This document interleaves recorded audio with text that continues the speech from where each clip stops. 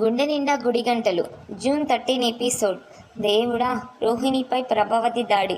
వెర్రిదానిలా కనిపిస్తున్నానా? మనోజ్ రోహిణి పార్లర్కి వచ్చి పార్లర్ పేరు మారిందని తెలుసుకోవడంతో ఆ నిజం నీటి కథనంలో ప్రభావతికి కూడా తెలిసిపోయింది. ఈ క్రమంలోనే బాలు మీనాల ముందే రోహిణి సంజాయిషి ఇవ్వాల్సి వచ్చింది. అయితే ప్రభావతి ఉగ్రరూపం ఎపిసోడ్లో చివరిలో కీలకంగా మారింది. రోహిణి పీక పట్టుకొని ప్రభావతి వణికించేసింది. ఇప్పుడు ఆ వివరాలు చూద్దాం. నిజానికి మనం ఊహించినట్లే రోహిణి మనోజ్ని బకరాని చేసింది. అత్తయ్య పేరు మార్చడం నాకు ఇష్టం లేదు మనోజ్, కానీ బిజినెస్ బాగా పెరగడానికి ఫ్రాంచైజింగ్ ఇచ్చానంతే. నేను ఇప్పుడు క్వీన్స్ పార్లర్కి పార్ట్నర్షిప్ తీసుకున్నాను. దాంతో మన బిజినెస్ బాగా పెరుగుతుంది, డబ్బులు బాగా వస్తాయి. అప్పుడు నీ బిజినెస్కి మనకి లాభం అవుతుంది కదా అని బాగా తెలివిగా సమాధానం చెప్పి నోరు మూయిస్తుంది.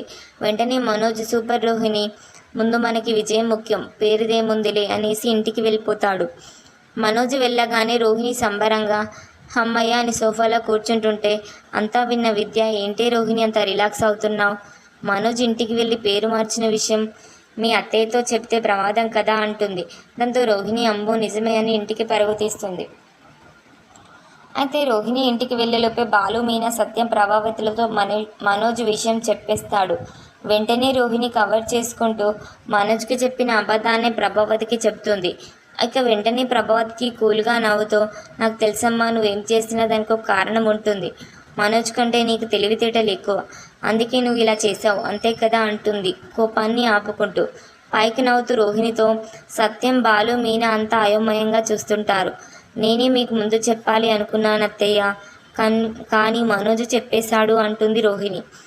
దాంతో ప్రభావతి గుర్రుగా చూస్తూనే పైకి నవ్వుతూ, ఇందులో ఏముందిలేమ్మా, పేరుదేముంది, లాభాలు ముఖ్యం, నువ్వు వెళ్ళి ఫ్రెష్ అవ్వు అంటుంది.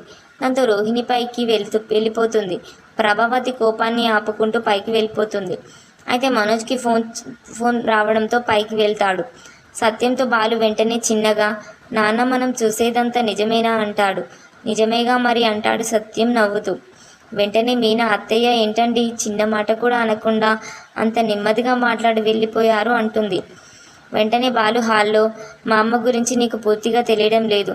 తుఫాను వచ్చే ముందు వాతావరణం చల్లగా ఉంటుంది, ఈవిడ అంతే అంటాడు బాలు. కమింగప్లో ప్రభావతి కోపంగా రోహిణి గదిలో కూర్చొని ఉంటుంది. రోహిణి ఫ్రెష్ అయి వచ్చి ప్రభావతిని చూసి కంగారు పడుతూ, నేనే మీకు ఈ విషయం ముందే చెప్పాలి అనుకున్నాను అత్తయ్య అని ఏదో చెప్పబోతుంది. ఇక ప్రభావతి ఆవేశంగా ఉగ్రరూపంతో ఎప్పుడు అని అరుస్తూ పైకి లేస్తుంది. రోహిణి బెదిరిపోయి వెనక్కి అడుగులు వేస్తుంది. ఈ ప్రభావతి నీ కళ్ళకు వెర్రితనంలా కనిపిస్తుందా?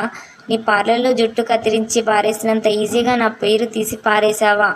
ఇప్పుడు మలేసియా పేరు చెప్తే నేను తగ్గుతా అనుకుంటున్నావా అంటుంది ప్రభావతి కోపంగా.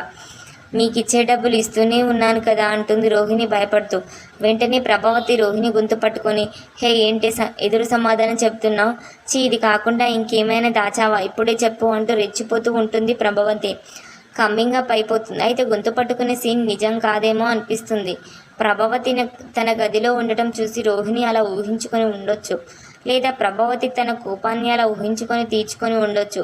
ఒకవేళ నిజంగానే రోహిణి గొంతు ప్రభావతి పట్టుకొని ఉంటే ఇక రోహిణి ఆటలు సాగినట్లే, త్వరలోనే నిజాలు బయటపడతాయని అర్థం.